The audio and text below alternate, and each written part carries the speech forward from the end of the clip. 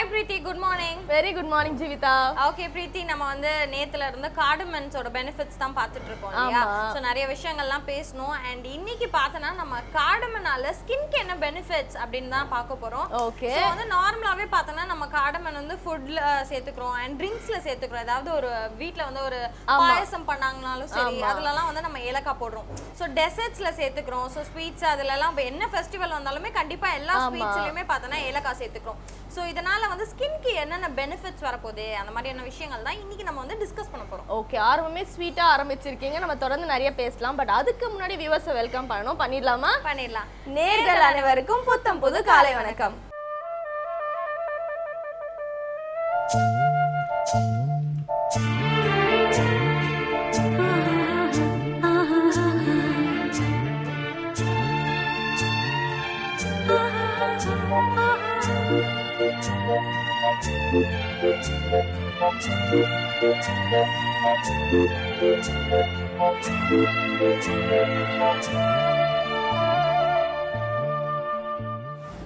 Jeevitha, so நீங்க சொன்ன மாதிரி நேத்து ஃபுல்லா வந்து ஏலக்காயில என்னென்ன வெரைட்டிஸ் இருக்குலாம் பார்த்தோம். சோ இப்போ ஃபர்ஸ்ட் அது என்ன ஸ்கின்னுக்கு என்ன பெனிஃபிட் அப்படின்னு பாத்தீங்கன்னா வந்து ஃபேர் காம்ப்ளெக்ஷன் தருமா. சோ வந்து டார்க்கா இருக்கவங்க வீட்டிஷா இருக்கவங்க எல்லாரும் அந்த ஏலக்காவை தொடர்ந்து எடுத்துட்டு இருந்தாங்கன்னா உங்களுக்கு ஸ்கின்னுக்கு ஒரு க்ளோ கிடைக்கும் நேச்சுரலாவே அப்படின்றாங்க. அண்ட் அது மட்டும் இல்லாம நம்ம ஸ்கின்ல இருக்க டெட் செல்ஸ் எல்லாம் ரிமூவ் பண்ண ஏலக்காய் ரொம்ப உதவி செய்யுதான். சோ பேசிக்காவே நம்ம ஸ்கின் எல்லாரோட ஸ்கின்மே ஒரு காம்ப்ளெக்ஷன்ல இருக்கும். டெட் செல்ஸ் வந்து அக்யூமுலேட் ஆக ஆக வேற ஒரு கலர்ல மாறிட்டு வருவோம். சோ அந்த டெட் செல்ஸ்லாம் போயிட்டுனா ஒரிஜினல் கலர் வந்துரும். சோ நம்ம ஃபேரா தெரியும். ஓகே, ஃபர்ஸ்ட் விஷயமே ஸ்கின்னுக்கு ஒரு பெனிஃபிட்னா வந்து எல்லாரும் காம்ப்ளெக்ஷன் தான் எதிர்பார்ப்பாங்க. அந்த மாதிரி விஷயம் தான் நீயும் சொல்லிருக்க. ஓகே பிரீத்தி, ரொம்ப இன்ட்ரெஸ்டிங்கா இருந்தது. இத தொடர்ந்து நம்ம ஷோவோட ஃபர்ஸ்ட் செக்மெண்டான சூரியோதயம் பார்த்தலாமா? பார்த்தலாம். இது சூரியோதயம்.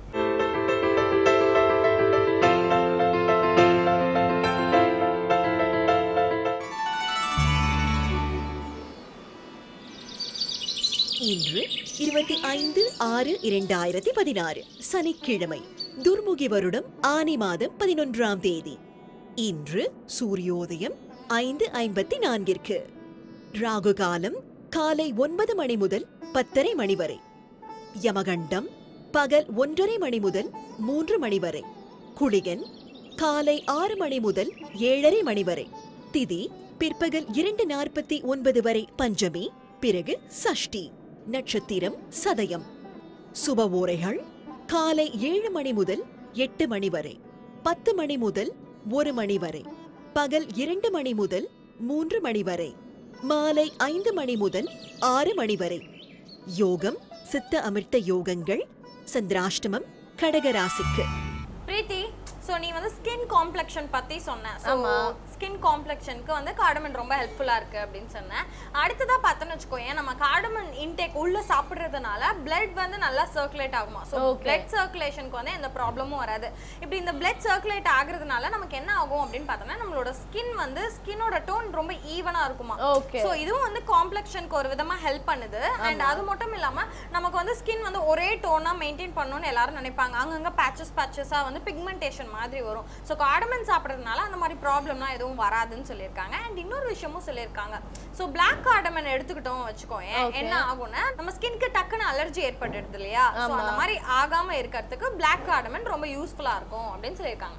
ஓகே, சோ வந்து ஒரு டெர்மட்டாலஜிஸ்டாவே மாறிட்டீங்கன்னு நினைக்கிறேன். பயங்கரமா ஸ்கின்னை பத்தி வந்து எடுத்து உரைச்சிட்டு இருக்கீங்க. தொடர்ந்து எடுத்து உரைக்கலாம். ஆனா இப்போ நம்ம அடுத்து என்ன பார்க்க போறோம்னா லலிதாம்பிகைக்கு 1000 பேர்கள் இருக்கு இல்லையா. சோ ஒரு பேர்களோட காரணங்களும் அதோட சோஸ்திரங்களையும் சொல்றதுக்காக இலக்கிய மேகம் ஸ்ரீனிவாசன் காத்துட்டு இருக்காரு. பார்க்கலாமா? பார்த்துலாம். இது ஸ்ரீ லலிதா சகஸ்ரநாமம்.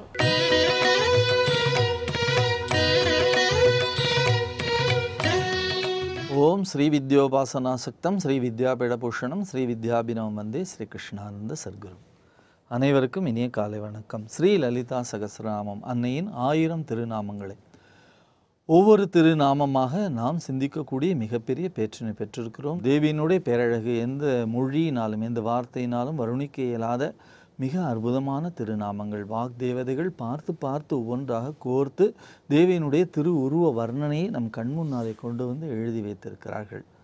ஓம் சுரும்பு முரல் கடிமலர் பூங்குழல் போற்றி, உத்தரிய தொடித்தோள் போற்றி, கரும்புருவச் சிலை போற்றி, கவுனியர்க்கு பால் சுரந்த கலசம் போற்றி, இரும்பு மனம் குழைத்து என்னை எடுத்தாண்ட அங்கையர்க்கன் எம்பிராட்டி, அரும்பும் இள நகை போற்றி, ஆரண நூபுரம் சிலம்பும் அடிகள் போற்றி போற்றி என்று திருவிளையாடற் புராணம் பாடும். அப்படி தேவியினுடைய கேசத்தில் இருந்து பாதம் வரைக்கும் இருக்கக்கூடிய வர்ணனை. தேவி எப்படி இருந்தால் இந்த உலகம் முழுவதுமாக பிரபஞ்சமாக கலந்து இருக்கிறாள். ஒன்றாய் அரும்பி பலவாய் விரிந்து இவ்வுலகெங்குமாய் நின்றாள், அனைத்தையும் நீங்கி நிற்பாள் என்று சொல்லுவார் அபிராமி பட்டர். அப்படி எல்லாமாக பறந்து விரிந்து இருக்கக்கூடிய தேவியினுடைய உருவம் ஏதாவது இருக்கிறதா என்று கேட்டால் அப்பொழுதுதான் உலகத்திற்காக ஒரு உருவத்தை தேவி பெற்றுக்கொண்டாள். அப்படி தேவியினுடைய உருவம், அவள் இருந்த அந்த ஒளி வெள்ளத்திலிருந்து செம்பஞ்சு குழம்பிலிருந்து தேவியினுடைய திருவுருவ வர்ணனை, தேவியினுடைய திருவுருவ வர்ணனையிலே அவளுடைய அழகான கேசம், அழகான நெற்றி, மன்மதன் பானம் போன்ற வில் போன்று இருக்கக்கூடிய இரு புருவங்கள், கருணை பொங்கும் கண்கள், கண்களில் இருக்கக்கூடிய பார்வை, தேவியினுடைய அழகான நாசி, அதில் இருக்கக்கூடிய மூக்குத்தி, சிவந்த இதழ்கள், இதழ்களிலே லேசாக வெளிப்படக்கூடிய முத்து போன்ற புன்னகை பூக்கக்கூடிய அருமையான அந்த புன்னகையினுடைய பெருமை, அதனை தாண்டி தேவியினுடைய கழுத்தில் இருக்கக்கூடிய திருமாங்கல்யத்தினுடைய பெருமை நாம் இன்றைக்கு சிந்திக்கின்றோம். தேவியினுடைய கழுத்திலே இருக்கக்கூடிய திருமாங்கல்யம், அந்த திருமாங்கல்யம் இருக்கிறதே, அந்த திருமாங்கல்யத்தினுடைய மிக அருமையான பெருமை. அந்த பெருமையை தொடர்ந்து என்ன சொல்லுகிறார்கள்? தேவியினுடைய மிகச்சிறந்த வர்ணனையை வாக்தேவிகள் தொடர்ந்து சிந்தித்து கொண்டிருக்கிறார்கள். தேவியினுடைய தோள்களிலே இருக்கக்கூடிய கனகாங்கதம் என்று சொல்லக்கூடியது. ஓம் கனகாங்கத கேயூர கமனிய புஜான்விதாயே நமக. தேவியினுடைய கழுத்தில் இருக்கக்கூடிய திருமாங்கல்யம், திருமாங்கல்யத்தினை தொடர்ந்து தேவியினுடைய தோள் வளைகள் போர் வீரர்கள் அணிந்திருப்பார்கள். அந்த போர் வீரர்கள் அணிந்திருக்கக்கூடிய இரண்டு அருமையான அணிகலன்கள், ஒன்று கேயூரம், இன்னொன்று அங்கதம் என்று சொல்லக்கூடியது. இந்த கேயூரம் என்பது அழகு சார்ந்த ஒரு விஷயம், அங்கதம் என்பது பாதுகாப்பிற்குரிய ஒரு விஷயம். அதனாலே தான் மிக அழகாக சொன்னார்கள், ஓம் கனகாங்கத கேயூர கமனிய புஜான்விதாயை நமக. தேவியினுடைய திருத்தோள்கள், தோள்களை பற்றி சொல்லுகிற பொழுது பெண்களுக்காக என்ன சொல்லுவார்கள்? தேவியினுடைய தோளை பற்றி சொல்லும் பொழுதெல்லாம் மூங்கில் போன்ற அழகான தோள்கள் என்று சொல்வார்கள், பெண்களை வர்ணிப்பது. ஆண்களுடைய தோள்களை பற்றி பேசுகிற பொழுது அங்கே மிக நீண்ட வர்ணனைகள் இருக்கும். அவர்களுடைய அகன்ற மார்பை பற்றி பேசுவார்கள். அவர்களுடைய புஜம் பராக்கிரமம் என்று சொல்லுகிறோமே, மலை போல திரண்ட தோள்கள் என்று சொல்லுவார்கள். கம்பன் சொல்லுவான், ஆடவர் பெண்மையை அவாவும் தோழினாய் என்று சொல்லுவான். ராமனுடைய அந்த தோள்களை பார்த்தால் பார்த்து கொண்டே இருக்கலாம் என்று ஒரு பாடலே சொல்லுவான். தோள் கண்டார் தோளை கண்டார் தொடுகளர் கமல மன்ன தாள் கண்டார் தாளே கண்டார் தடக்கை கண்டாரும் அகுதே வாழ்கொண்ட கண்ணார் யாரே வடிவினை முடிய கண்டார் ஊழ்கொன்ற சமயத்து அன்னார் உருவு கண்டாரை ஒத்தார் என்று சொல்லுவார். அப்படி அந்த தோள்கள் மலை போலே திரண்டு இருக்கக்கூடிய தோள்களை பார்த்து ஆண்களே வியந்து போய் நாம் ஏன் பெண்ணாக பிறக்கவில்லை, பெண்ணாக பிறந்து ராமனுடைய தோள்களை தழுவிக்கொண்டிருக்கலாமே என்று சிந்திப்பார்களாம், கவலைப்படுவார்களாம். அப்படி ஆடவர் பெண்மையை அவாவக்கூடிய தோளினை படைத்தவனாக ஸ்ரீராமன் இருக்கிறான் என்று சொன்னால் மூங்கில் போன்ற அழகான தோள்களை தேவி படைத்திருக்கிறாளாம். அந்த அழகான தோள்கள் இருக்கிறது, அந்த தோள்களிலே இரண்டு ஆபரணங்களை தேவி சூட்டி கொண்டிருக்கிறாள். ஒன்று அங்கதம், மற்றொன்று கேயூரம். ஒன்று அழகுக்காக, மற்றொன்று பாதுகாப்பிற்காக. இரண்டையும் தேவி அணிந்திருக்கிறாள். என்ன காரணம்? தேவி போருக்கு புறப்பட்டு அசுரர்களை சம்ஹாரம் பண்ண கிளம்பி விட்டாள். அப்படி கிளம்புகிற பொழுது ஒரு மன்னாதி மன்னனுக்கு, ஒரு சக்கரவர்த்திக்கு என்னென்னவெல்லாம் அழகான ஆபரணங்கள் சூட்ட முடியுமோ அப்படி இந்த சக்கரவர்த்தினிக்கு அழகான ஆபரணங்களை சூட்டி மகிழ்கிறார்கள். அந்த அழகான ஆபரணத்திலே ஒரு ஆபரணம் தான் தோள்களிலே சூட்டப்பட்டிருக்கிறது. அந்த ஆபரணத்தை அணிந்து அவளுக்கு வணக்கம் என்று சொல்லுகிறார்கள். தோள்களிலே சூட்டப்பட்டிருக்கக்கூடிய அந்த ஆபரணம் என்ன சொல்லுகிறது? அவளுடைய வெற்றியை இந்த உலகத்திற்கு பறைசாற்றுகிறது.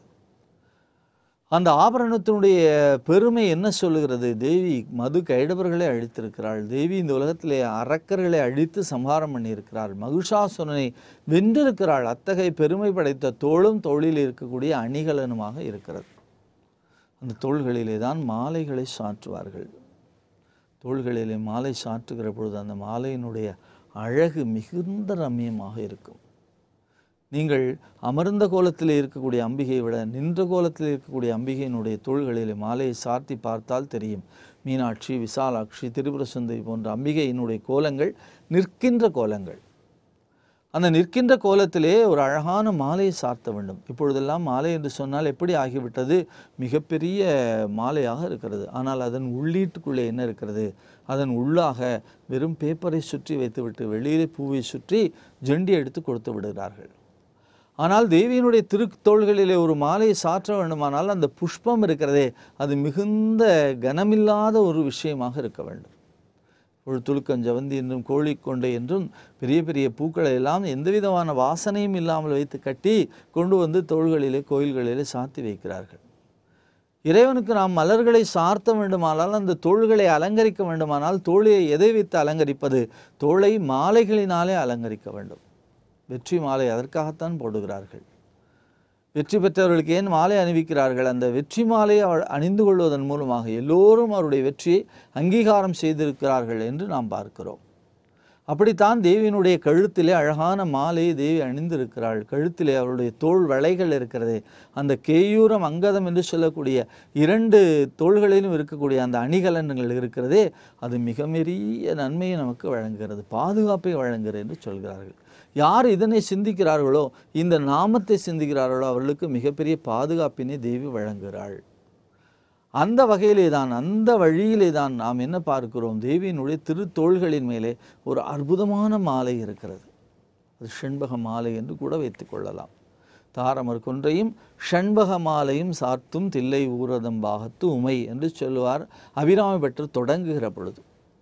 அப்படி அந்த தோள்களில் இருக்கக்கூடிய மாலை இருக்கிறதே அழகான சிறிய எந்த விதமான கனமும் இல்லாத வெயிட்லெஸ் என்று சொல்வார்களே, அப்படி இருக்க வேண்டும்.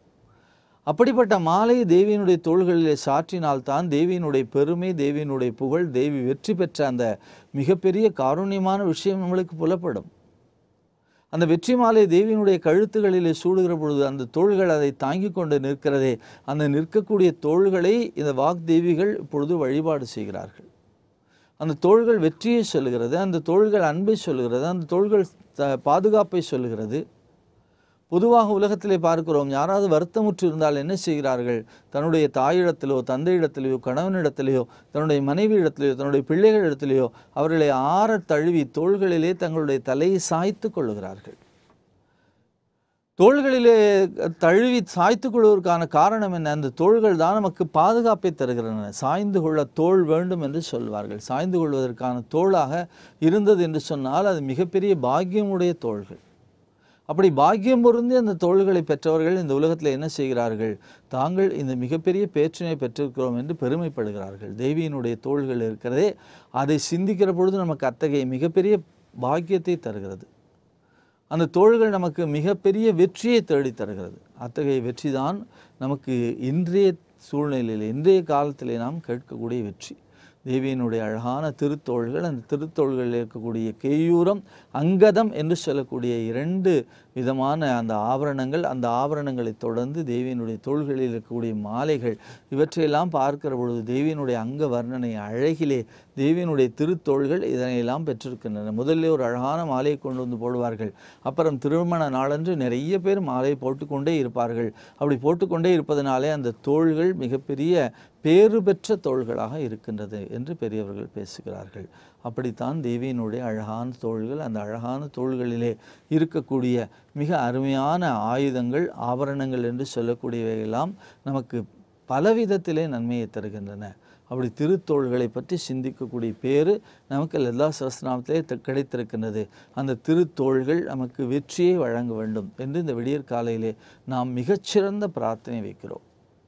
வெற்றிதான் மனிதனுக்கு மிகுந்த அவசியமான விஷயம். எடுத்த காரியம் யாவினும் வெற்றி, எங்கு நோக்கினும் வெற்றி, மற்றாங்கே விடுத்த வாய்மொழிக்கு எங்கனும் வெற்றி, வேண்டினேனுக்கு அருளினள் காளி, தடுத்து நிற்பது தெய்வதமேனும் சாரும் மானுடம் ஆயினும் அகுதை படுத்து மாய்ப்பள் அருட்பெருங்காளி, பாரினில் வெற்றி எனக்குறுமாறே, எண்ணும் எண்ணங்கள் யாவினும் வெற்றி, எங்கும் வெற்றி எதனிலும் வெற்றி, கண்ணும் ஆறுயிருமாய் நின்றாள் காளித்தாய் இங்கு எனக்கு அருள் செய்தாள், மண்ணும் காற்றும் கனலும் புனலும் வானமும் வந்து வணங்கி நில்லாவோ, விண்ணுளோர் பணிந்து ஏவல் செய்யாரோ, வெல்க காளி பதங்கள் என்பார்க்கு என்று சொல்வார்கள்.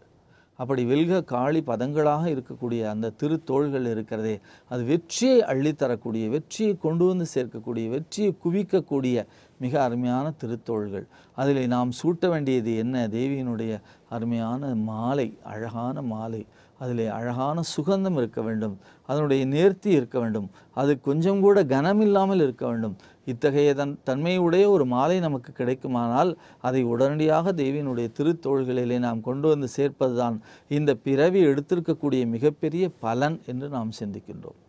அப்படிப்பட்ட பலனை, அப்படிப்பட்ட மிகப்பெரிய செய்தியை, உண்மையை நாம் சிந்திப்பதன் மூலமாக தேவியினுடைய திருத்தோள்கள் நமக்கு வெற்றியும் அன்பையும் பாதுகாப்பையும் வழங்க வேண்டும் என்று சொல்லி தேவியினுடைய அழகான திருநாமம் ஓம் கனகாங்கர கேயூர கமனீய புஜான்விதாயே நமக, கனகாங்கத கேயூர கமனீய புஜான்விதாயே நமக என்ற அருமையான நாமம் நமக்கு வெற்றியை எந்நாளும் அள்ளித்தர வேண்டும் என்று இந்த விடியலிலே பிரார்த்தனை செய்து எந்நாளும் லலிதா சகஸ்ரநாமத்தை தொடர்ந்து சிந்திக்கக்கூடிய பேற்றினை தேவியினுடைய திருப்பாத கமலங்களை வணங்கி வேண்டுவோம். தொடர்ந்து சிந்திப்போம். நாளை சந்திப்போம். நன்றி, வணக்கம்.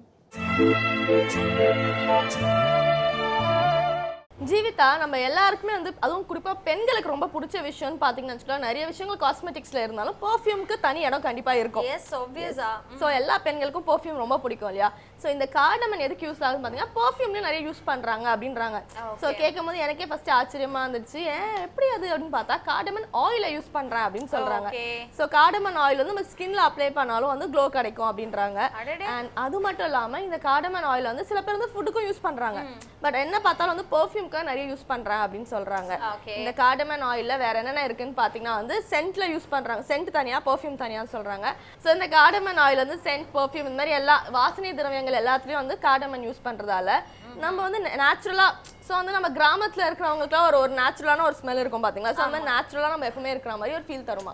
ஓகே, சூப்பரான விஷயம் தான். நார்மலாகவே வந்து கார்டமன் வந்து மவுத் ரெஃப்ரெஷ்னர் கூட நீ சொல்லியிருக்க இல்லையா? ஸோ கண்டிப்பாக இதுவும் வந்து ஒரு நல்ல வாசனை தான் கொடுக்கும். எல்லாருக்குமே வந்து ஏலக்காய் வாசனைனா ரொம்பவே பிடிக்கும்னு சொல்லுவாங்க. ஆப்வியஸாக அந்த சென்ட்டும் ரொம்ப பிடிக்கும் தான் நினைக்கிறேன். கண்டிப்பாக. ஓகே பிரீத்தி, இதை தொடர்ந்து வரப்போகிற செக்மெண்ட்ல பார்த்தோன்னு வச்சுக்கோங்க, நம்ம பரசுராமர் வந்து கீதையில் இருக்கிற நிறைய அறநெறிகளை வந்து சொல்றதுக்காக ரெடியா இருக்காரு. பார்த்துடலாமா? பார்த்துடலாம். இது கீதை காட்டும் பாதை.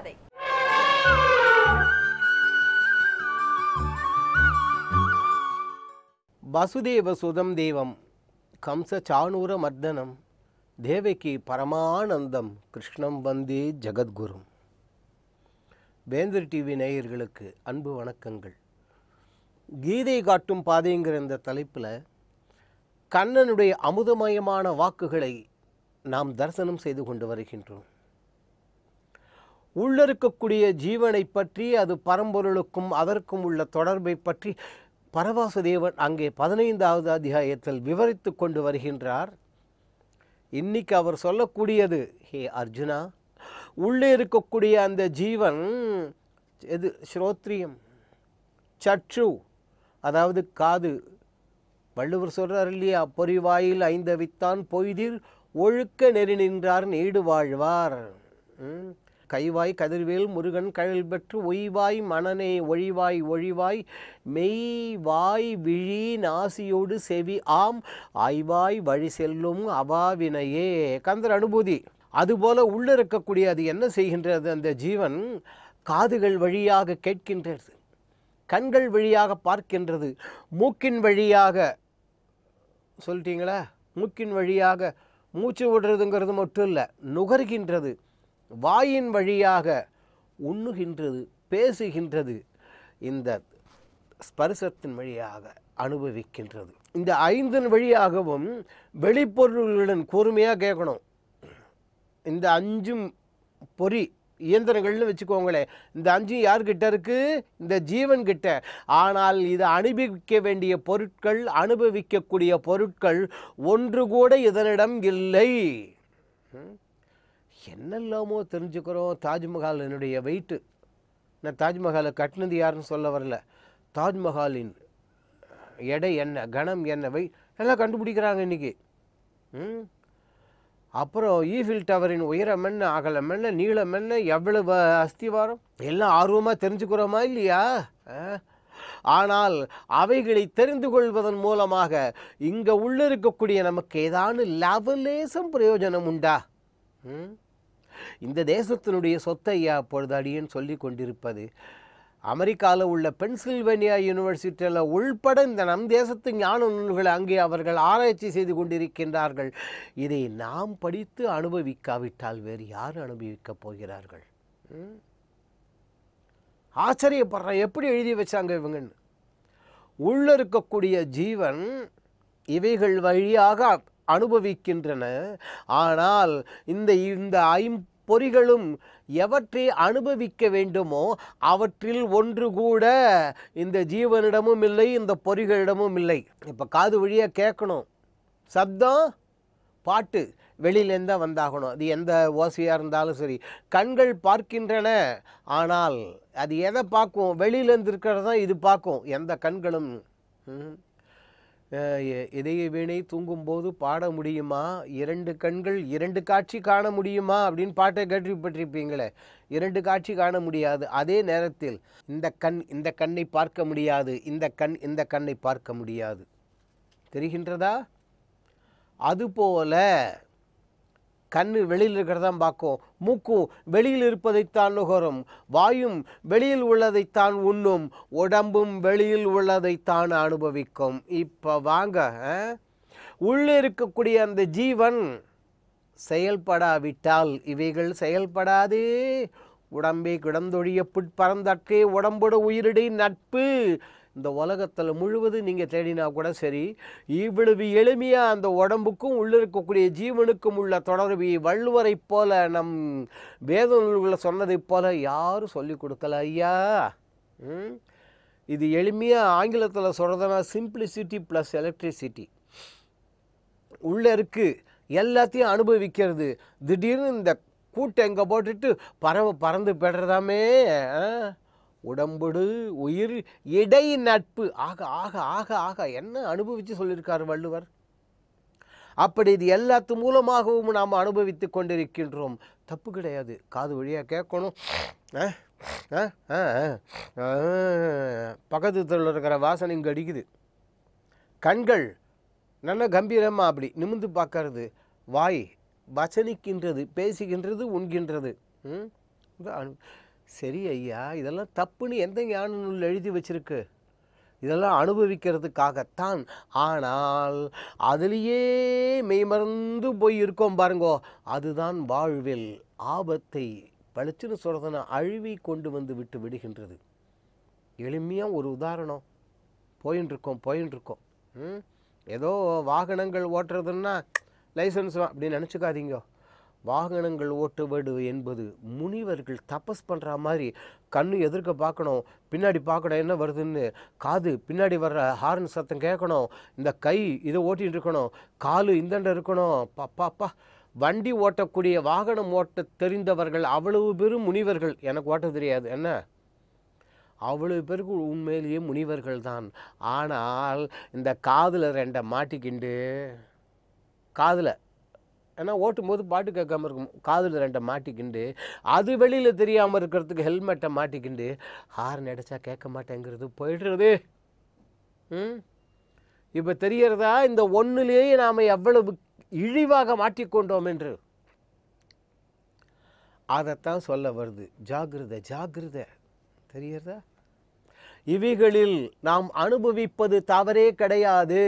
அவைகளில் மூழ்கி கிடப்பது தான் ஆபத்தை வரவழைத்துவிடும். ஞாபகம் வச்சுக்கணும்.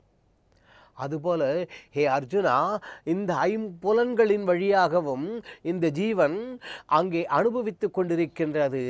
ஆனால் இதில் ஒரு வருத்தப்படத்தக்க தகவல் என்னன்னாக்க, இதே கிருஷ்ண பரமாத்மாவே சொல்கிறார் அடுத்த ஸ்லோகத்தில்.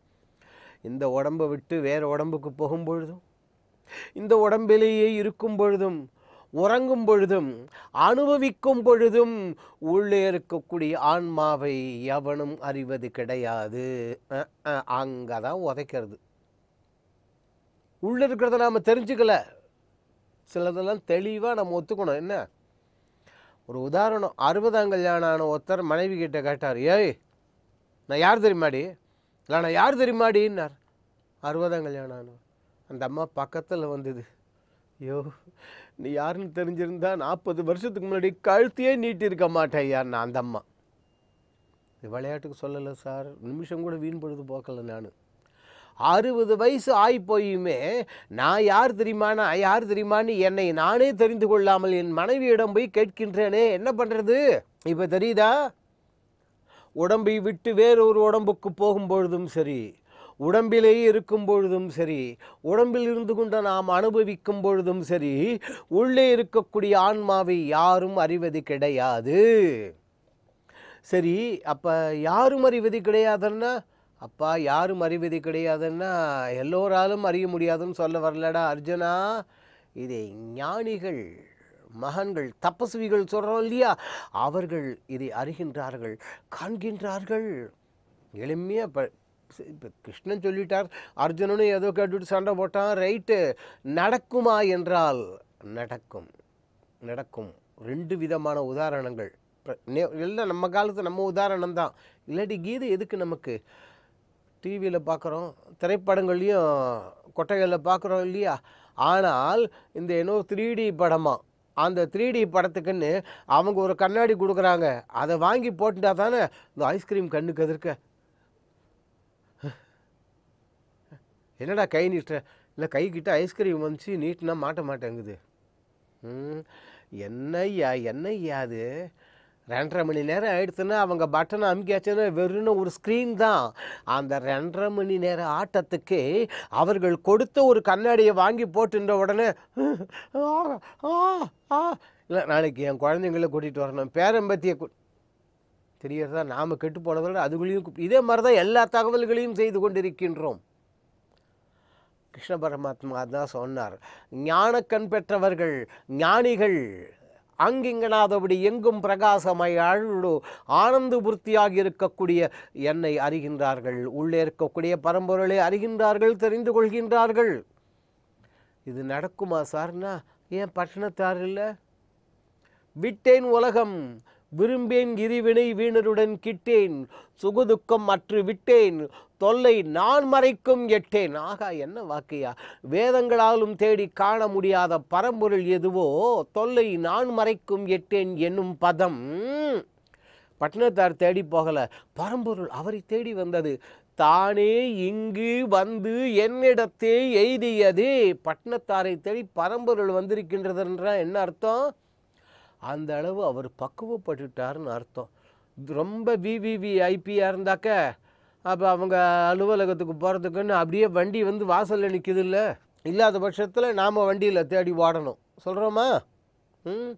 அதுபோல் ஞானக்கண் பெற்றவர்கள் அறிகின்றார்கள். இதே ஞானக்கண் பெற்ற மகான்கள் ஏதோ பகவத்கீதை ஏதோ எழுதி வச்சுட்டு போயிட்டாங்கன்னு நினச்சி ஏமாந்து போகாதீங்கோ, இன்றும் பிரத்யட்சமாக நடந்து கொண்டிருக்கின்றது. அப்படி ஞானக்கண் பெற்ற மகான்கள் இந்த ஞான பூமியில் ஏராளம். கண்ணனுடைய அருள்மயமான அந்த வாக்குகளை அடுத்த நிகழ்ச்சியிலும் நம் தபஸ்விகள், ஞானிகள், மகன்கள் மூலமாகவே நாம் அனுபவிக்கலாம். ஜெகத்குருவான அந்த கண்ணன் நம் எல்லோருடைய உள்ளங்களிலும் இல்லங்களிலும் எழுந்தருளியிருந்து நம் குடும்பங்களில் ஆரோக்கியம், அமைதி, நிம்மதி, ஒற்றுமை என்று சொல்லக்கூடிய அந்த மாபெரும் செல்வங்கள் 4னையும் வாரி வழங்க வேண்டுவோம். அந்த ஜெகத்குரு வழங்குவார். பிரீத்தி, கார்டமன் வந்து பெர்ஃப்யூம்க்கு யூஸ் பண்ணாங்க அப்படின்னு சொன்னாங்க இல்லையா, அதே மாதிரி பார்த்தோன்னா இன்னொரு ஒரு காஸ்மெட்டிக்ஸ்க்கு வந்து கார்டமன் வந்து யூஸ் பண்றாங்க. சோ அது வந்து இப்போ ரொம்பவே யூஸ்வல் ஆயிடுச்சு. தெரபியூட்டிக் ப்ராடக்ட்ஸ்ல பார்த்தோன்னா ஃபுல் அண்ட் ஃபுல் கார்டமன்லாம் யூஸ் பண்றாங்க. அண்ட் இதை வந்து அரோமா தெரப்பின்னு கூட சொல்றாங்க. தெரபியூட்டிக் ப்ராடக்ட்ஸ்னா எல்லாருக்குமே தெரியும், நிறைய ஸ்கின் ட்ரீட்மெண்ட்ஸ், ஓகேவா? சோ வந்து நார்மலா நம்ம ஃபேஷியல் பண்ணாலுமே சரி, ஃபேஷியல்லே வந்து நிறைய ஃப்ளேவர்ஸ் இருக்கும் இல்லையா, அதே மாதிரி கார்டமன் யூஸ் பண்ணி சில ஃபேஷியல்ஸ் இருக்கு. அது எதுக்காக அப்படின்னு பார்த்தோன்னா நம்மளோட ஸ்கின்க்கு வந்து ஒரு வார்மான சென்சேஷன் கொடுக்குமா. சோ ஒரு கதகதப்பா நம்மளோட ஸ்கின்னை வந்து மெயின்டைன் பண்றதுக்காக அந்த ஃபேஷியல் பண்ணுவாங்க, கிளைமேட்டுக்கு ஏத்த மாதிரி. எஸ், அண்ட் அத நான் முன்னாடியே சொன்ன மாதிரி அது அரோமா தெரப்பியான்னு கூட சொல்வாங்க. சோ ஒரு சின்ன ஏலக்காயில வந்து எவ்வளவு மருத்துவ குணங்கள் இருக்கு அப்படின்றது வந்து பேச தான் தெரியுது. ரொம்ப இன்ட்ரெஸ்டிங்கா போயிட்டு இருக்கு டாபிக், தொடர்ந்து பேசலாம். ஆனா அடுத்த ஒரு சூப்பரான செக்மெண்ட் காத்துட்டு இருக்கேன். என்ன அப்படின்னு பாத்தீங்கன்னா, நம்ம எல்லாரோட லைஃப் ரொம்ப ஸ்மூத்தா பீஸ்ஃபுல்லா போனா என்ன ஃபாலோ பண்ணுன்றத சொல்றதுக்காக நம்மளோட ஆனந்தி ரகுபதி காத்துட்டு இருக்காங்க. பாத்துடலாமா? பாத்துடலாம். இது சுகமான பயணங்கள்.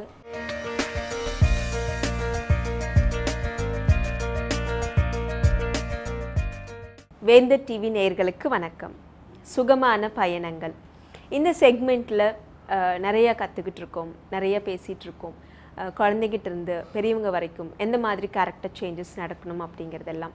ஸோ குழந்தைங்கள ஹேண்டில் பண்ணுறது ஒரு பெரிய ஆர்ட். அந்த ஆர்ட் வந்து ஒவ்வொரு நாளும் கற்றுக்கிட்டு செயல்படுத்தி பார்க்கணும் அப்படிங்கிறது தான். ஸோ நாங்கள் வயிற்றில் இருக்கும்போது இருந்தே குழந்தைங்கள டியூன் பண்ணலாம் அப்படின்னு சொல்லுவோம். நேற்று ஏதாச்சும் ஒரு மதர்கிட்ட பேசிகிட்டு இருக்கோம். அவங்க சொன்னாங்க 6 மாத குழந்தைய வச்சுருக்காங்க. ஸோ அப்பார்ட்மெண்ட்டில் எல்லாருமே பார்த்து அந்த குழந்தைய ஆச்சரியப்படுற அளவுக்கு சீக்கிரமாக தவள ஆரம்பிச்சிட்டாங்க. 5 மாதம் முடிஞ்சு 6வது மாதத்துலேயே தவழ்ந்து ஓடுறாங்க. எல்லா ஃபுட்டுமே நல்லா சாப்பிட்டுக்கிறாங்க. 6 மாதத்தில் இன்ட்ரடியூஸ் பண்ணும்போது எல்லாத்தையும் ரொம்ப ஹாப்பியாக சாப்பிட்டுக்கிறாங்க. நல்ல வெயிட் கெயின், எனக்கு எந்த விதமான தொந்தரவுமே இல்லை இந்த குழந்தைனால.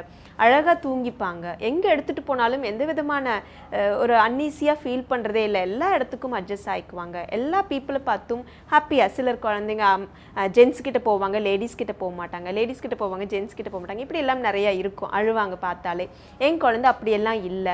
ஸோ எல்லாமே நான் நினச்ச மாதிரி செஞ்சு வச்ச மாதிரி இந்த குழந்தை இருக்குது அப்படின்னு சொல்லிட்டு ஆச்சரியப்பட்டேன்.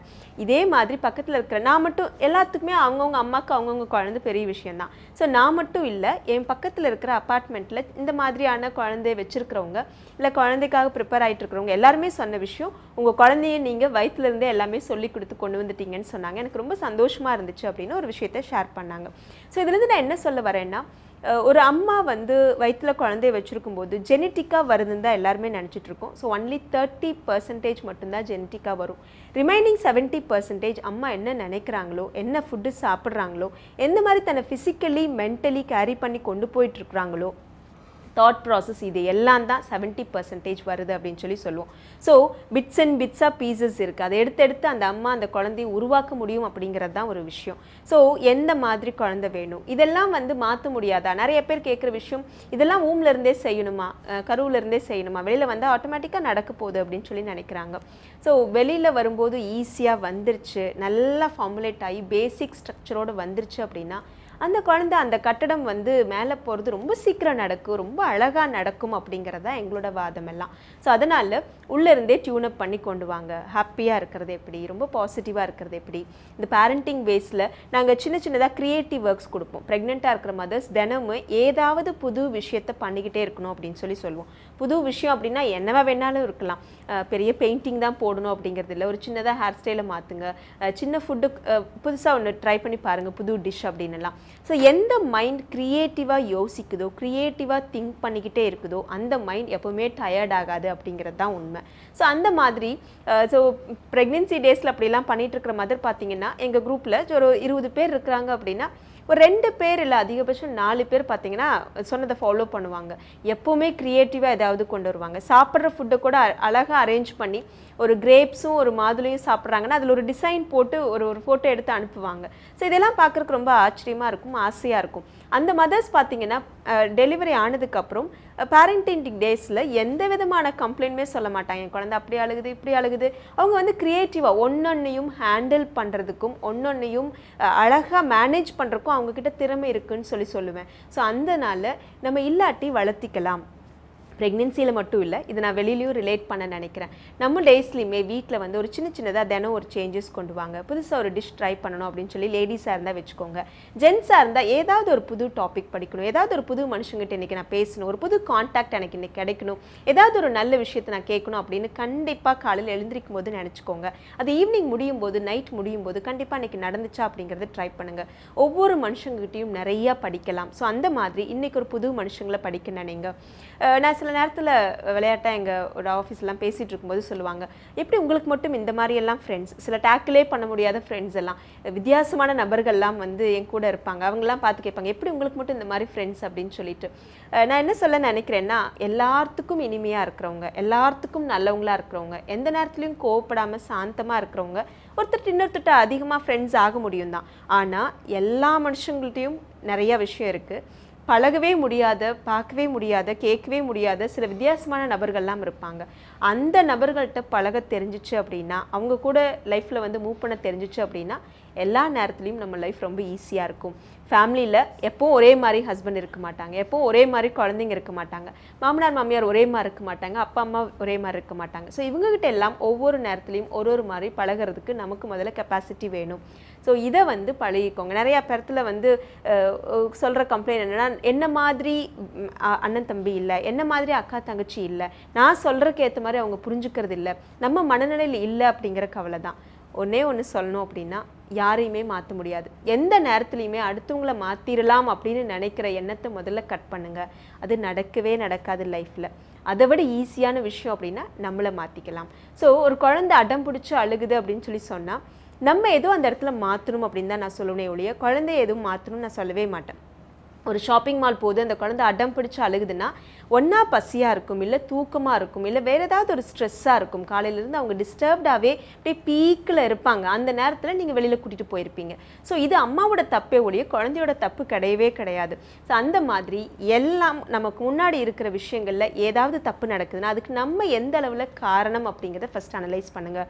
ஆனால் ஜென்ரலான ஹியூமன் டெண்டன்சி என்ன அப்படின்னா, விளையாட்டாக சொல்லுவாங்க இல்லையா, பஸ் லேட் ஆயிடுச்சு அப்படின்னு சொல்லிட்டு, ஒரு இடத்துக்கு லேட்டாக போகிறோம் அப்படின்னா பஸ் லேட் ஆயிடுச்சு அப்படின்னு சொல்லுவோம், இல்லை டாக்ஸி லேட் ஆயிடுச்சு. அப்படிங்கிறத விட நம்ம லேட்டாக போகணும், நம்ம லேட்டாக ரெடி ஆனோம் அப்படிங்கிறது தான் உண்மை.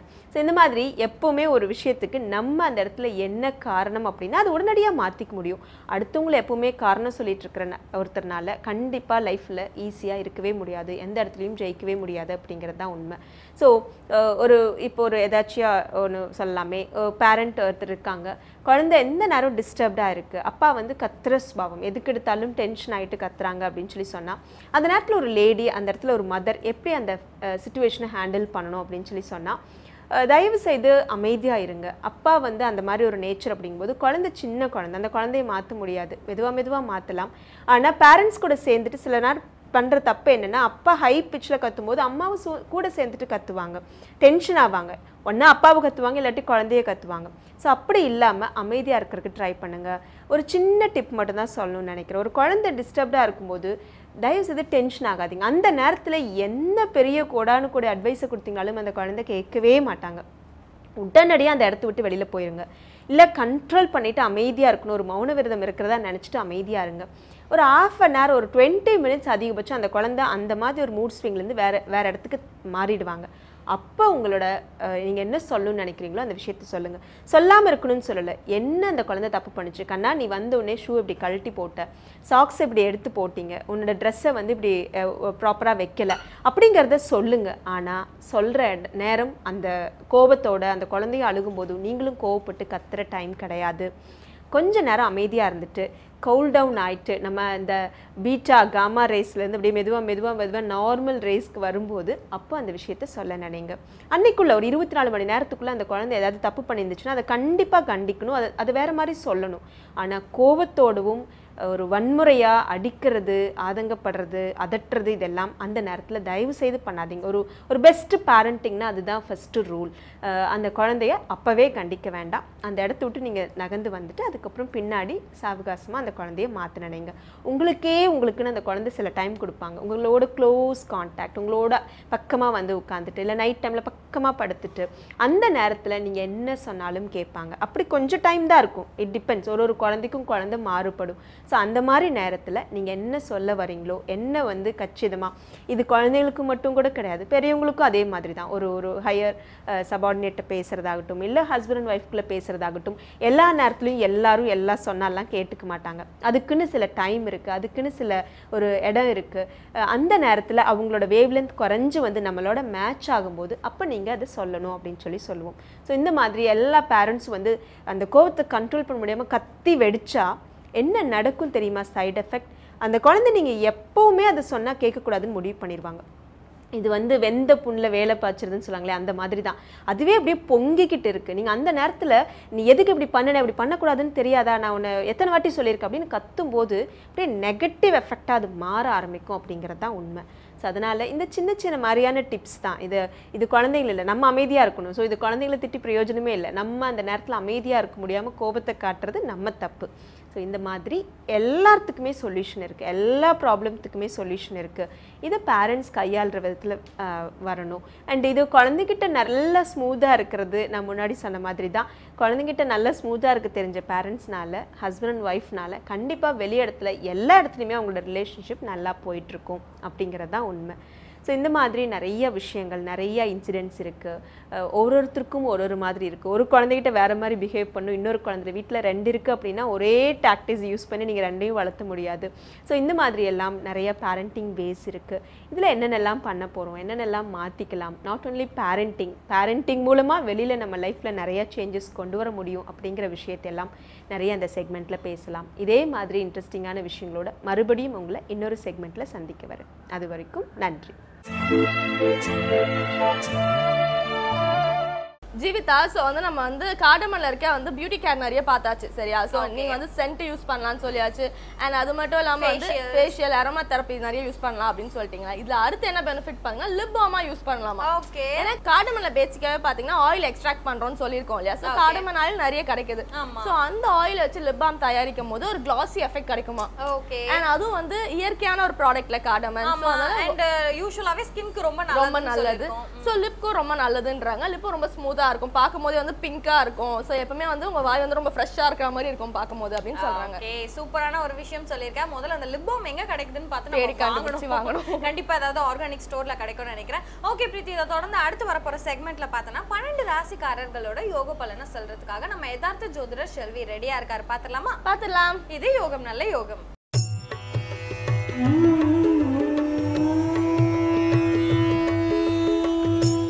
வேந்தர் டிவி நேயர்களுக்கு அனைவருக்கும் இனிய காலை வணக்கம். யோகம் நல்ல யோகம் நிகழ்ச்சியில் ஒவ்வொரு நாளும் உங்களை சந்திப்பதில் மகிழ்ச்சி அடைகின்றேன். இன்றைய நாளானது பார்த்தீர்கள் என்றால் 25ஆம் தேதி 6வது மாதம் 2016ஆம் ஆண்டு ஆனி மாதம் 11ஆம் நாள் சனிக்கிழமை. மேஷம் முதல் மீனம் வரை உள்ள ராசி நேயர்களுடைய தினப்பலன்களை பார்ப்போம்.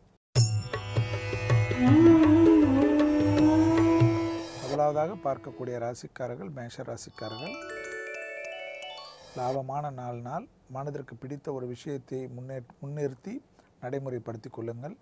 ஏதேனும் வாங்க வேண்டும், குடும்பத்திற்காக ஏதேனும் செய்ய வேண்டும், பெரிய அளவு முதலீடுகளை பற்றி பேச வேண்டும் என்ற எண்ணத்தில் இருந்தால் அதை பேசி முடித்து கொள்வது பெருமளவு யோகத்தையும் அனுகூலத்தையும் தரும்.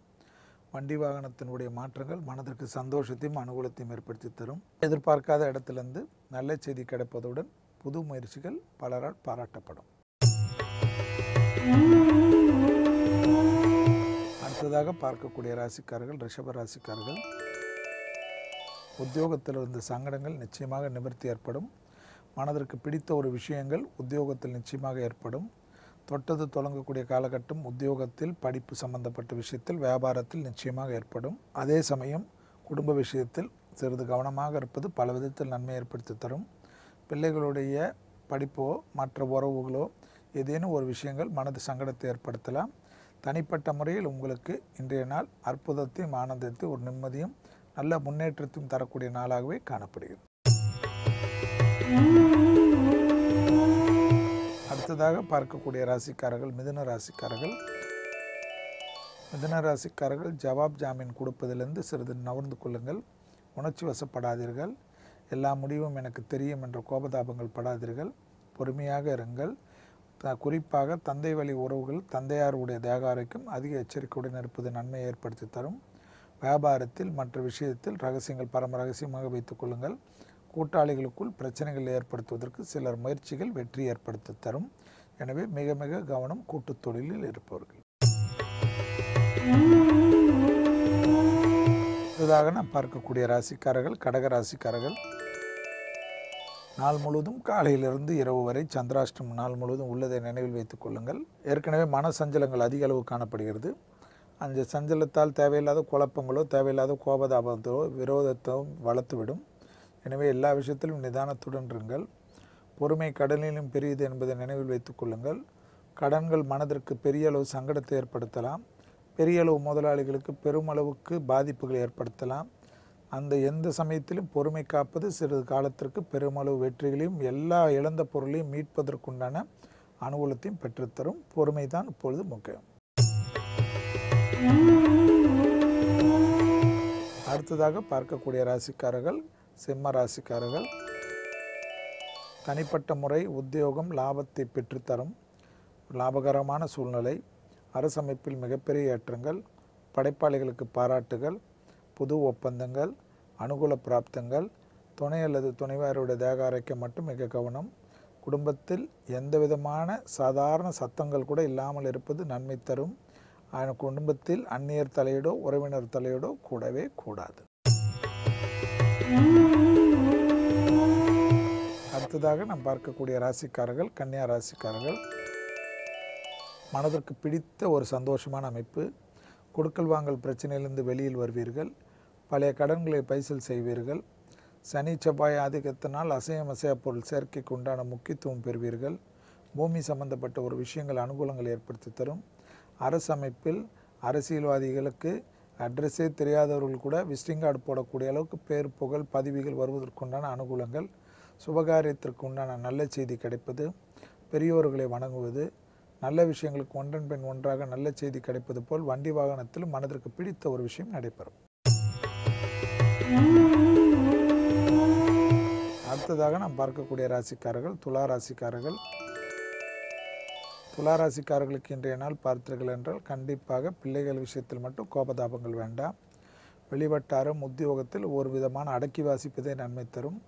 தொழில் நிமித்தமாக இருக்கக்கூடிய துலா ராசிக்காரர்கள் மனசஞ்சலமும் எந்தவித முயற்சிகளும் வெற்றி ஏற்படலை என்று ஆதங்கப்படுவதும் தேக ஆரோக்கியம் முழுவதுமாக ஒத்துழைக்காமல் இருப்பதும் குறிப்பாக சிலருக்கு ஒவ்வாமையால் ஏற்படக்கூடிய உபத்திரங்கள் அதிகரிப்பதும் மிக மிக கவனமாக பார்த்து கொள்ள வேண்டும்.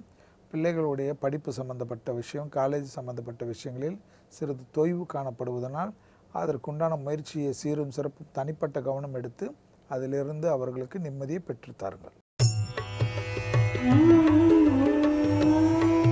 அடுத்ததாக பார்க்கக்கூடிய ராசிக்காரர்கள் விருச்சிக ராசிக்காரர்கள். ரத்தபந்த உறவுகளுடன் வாக்குவாதம் வேண்டாம். பெற்றோர் பெரியோருடைய தேக ஆரோக்கியம் அதிக முக்கியத்துவம் கொடுங்கள். இரத்தத்தில் ஏற்கனவே கோளாறு உள்ளவர்கள், சர்க்கரை நோயாளிகள், இரத்த கொதிப்பாளிகள், ஹார்மோன் குறைபாடுகள், தலை சுற்றல் போன்ற பிரச்சனை உள்ளவர்கள் அதிக எச்சரிக்கையுடன் இருப்பது நன்மை தரும். கண்டிப்பாக சந்திரன் சனி வீட்டில் இருப்பதனால் கண்டிப்பாக இரத்தத்தில் பூர்வீகத்தில் உள்ள நோய் உபத்திரங்கள் தான் மனசங்கடத்தை ஏற்படுத்தும். உத்தியோகத்திலோ தொழில் அமைப்பிலோ எந்தவித குறைபாடும் காணப்படவில்லை என்றாலும் தேக ஆரோக்கிய உபத்திரம் மனசஞ்சலத்தை பெரிதாக்கலாம். அடுத்ததாக பார்க்கக்கூடிய ராசிக்காரர்கள் தனுசு ராசிக்காரர்கள். யோகமான நாள். மனதிற்கு பிடித்த விஷயம். புதிய அறிமுகங்களால் மிகப்பெரிய யோகம். கண்டிப்பாக அசையா பொருள் சேர்க்கை ஆனந்தம். பொருள் வாங்குவதற்குண்டான முயற்சிகள் வெற்றிகள். எடுத்த காரியத்தில் ஜெயம். கேளிக்கை போன்ற விஷயத்திற்கு அதிக முக்கியத்துவம். தொலைதூர பயணங்களால் அனுகூலமும் சந்தோஷமும் ஏற்படுவதை கண்கூடாக பார்க்கலாம். அடுத்ததாக நாம் பார்க்கக்கூடிய ராசிக்காரர்கள் மகர ராசிக்காரர்கள். மகர ராசிக்காரர்களுக்கு வார்த்தைகளில் மட்டும் தேன் தடவிய வார்த்தை இருந்தால் போதும். கிரகங்கள் பெரிய அளவு அற்புதத்தையும் ஆனந்தத்தையும் பெற்றுத்தருகிறது. தொழிலில் மிகப்பெரிய லாபத்தை பெற்றுத்தரக்கூடிய அமைப்பே காணப்படுகிறது. கூட்டு தொழில் கூட பிரிந்து தனிப்பட்ட முறையில் தொழில் அமைப்புக்கு முக்கியத்துவம் கொடுப்பீர்கள். கண்டிப்பாக இடம் சம்பந்தப்பட்ட பிரச்சனை ஒன்று நீண்ட நாளுக்கு இருந்த பிரச்சனை தீர்வதற்குண்டான நல்ல செய்தி. இரத்தபந்த உறவுகளுக்கு உங்களுக்கும் இருந்த பிரச்சனைகள் நிவர்த்தி ஏற்பட்டு அந்யோன்யம் அதிகரித்து பூர்வீக சொத்திலும் பெருமளவு பாதிப்புகள் நிவர்த்தி மனதிற்கு பிடித்த விஷயங்கள் நடைபெறுவதே மிகப்பெரிய சந்தோஷம். அடுத்ததாக பார்க்கக்கூடிய ராசிக்காரர்கள் கும்பராசிக்காரர்கள். கும்பராசிக்காரர்களுக்கு கண்டிப்பாக வயிற்று சம்பந்தப்பட்ட விஷயத்தில் அடிவயிற்றிலிருந்து பாதம் வரை உள்ள உறுப்புகள் விஷயத்தில் கவனம். வண்டி வாகனத்தில் வித்தைகள் வேண்டாம். நிதானத்துடன் இருப்பது பல விதத்தில் நன்மை. வெளிவட்டாரம் தொழில் அமைப்பு எல்லாவற்றிலும் ஒருவித எச்சரிக்கை. யாரிடத்திலும் புறம் பேசுவதை தவிர்த்து கொள்ளுங்கள். டெலிஃபோன் பேசுகின்ற சமயத்தில் கூட உணர்ச்சி வசப்படாமல் பேசுவதே நன்மை தரும். கோபதாபம் இல்லாமல் பொறுமை காப்பது பல விதத்தில் ஏற்றத்தையும் அனுகூலத்தையும் ஏற்படுத்தி தரும். குறிப்பாக கையெழுத்திடுவதற்கு முன்பாக முழுவதையும் படித்து பார்த்துவிட்டு கையெழுத்திடுவதே நன்மை தரும். அடுத்ததாக பார்க்கக்கூடிய ராசிக்காரர்கள் மீன ராசிக்காரர்கள். யோக பலம் அனுகூலங்கள். வங்கி அட்டைகளை வீட்டிலே வைத்துவிட்டு செல்வது. அனாவசிய செலவுகளை தவிர்த்து கொள்வது. கடல் நிமிர்ந்து பயணங்கள் ஏற்படுவது. கடல் கடந்து ஏற்படக்கூடிய பயணங்களால் மிகப்பெரிய ஆதாயங்கள். படிப்பு தொழில் உத்தியோகம் சம்பந்தப்பட்ட விஷயங்கள் அனுகூலங்கள். குறிப்பாக தாய் தந்தர் உடல்நிலை மிக முக்கியம். சாதாரண தேக ஆரோக்கிய குறைபாடுகளுக்கு மருத்துவ ஆலோசனை எடுத்துக்கொள்வது. வெளிவட்டாரம் தொழில் அமைப்பு அனுகூலங்கள். உடன் பிறந்த சந்தரோட சகோதரருடைய தேக ஆரோக்கியம் குறிப்பாக இளைய சகோதரருடைய தேக ஆரோக்கியத்திற்கு அதிக முக்கியத்துவம். சிறு சிறு விஷயத்திற்கு கூட வாக்குவாதங்கள் இல்லாமல் இருந்தாலே எல்லா விஷயங்களும் உங்களுக்கு மனதிற்கு பிடித்த மாதிரி அனுகூலங்கள் ஏற்படும். பெரிய அளவு ஒப்பந்தங்கள், பெரிய தொழிலதிபர்களுக்கு மிகப்பெரிய ஏற்றத்தை ஏற்படுத்தி தரக்கூடிய அற்புதமான நாள். மீண்டும் நாளை யோகம் நல்ல யோகம் நிகழ்ச்சியில் சந்திப்பதில் மகிழ்ச்சி அடைகின்றேன். மேலும் இன்று வேந்தர் டிவி நேயர்களுக்கு ஒவ்வொரு சனிக்கிழமையும் மதியம் 11 மணி முதல் 12 மணி வரை நேரடி அலைவரிசையில் உங்களுக்காக ஜோதிட நேர நிகழ்ச்சியில் உங்களுடைய ஆன்மீக சம்பந்தப்பட்ட ஜோதிட சம்பந்தப்பட்ட கேள்விகளுடன் நீங்கள் தயாராக இருங்கள். அதற்கு பதில் அளிப்பதற்கு நான் தயாராக இருக்கின்றேன். நன்றி, வணக்கம். ஓகே பிரீத்தி, கார்டமன் பற்றி நிறைய ஸ்கின்கான பெனிஃபிட்ஸ் எல்லாம் வந்து பார்த்தாச்சு. இன்னும் நிறைய விஷயங்கள் இருக்குது, நம்ம நாளைக்கு வந்து டிஸ்கஸ் பண்ணலாம். ஏன்னு பார்த்தோன்னா இப்போ நம்ம வேந்திரன் இளங்கதிர் காலை செய்திகள் பார்க்க வேண்டிய டைம் வந்தாச்சு. ஸோ அது பார்க்கணுன்னா நம்ம இப்போ கிளம்பி ஆகணும். பார்த்துலாமா? கிளம்பிடலாம். ஸோ ஜீவிதா சொன்னாமல் நாங்கள் இப்போ கிளம்புறோம். நாளைக்கும் கார்டமனில் இருக்க நிறைய இன்ட்ரெஸ்டிங்கான ஃபேக்ட்ஸோட உங்களை மீட் பண்ணுறோம். Until then, Tata and bye-bye from Preeti and Jeevitha from the entire team of Putham Pudhu Kalai. Bye-bye. Thank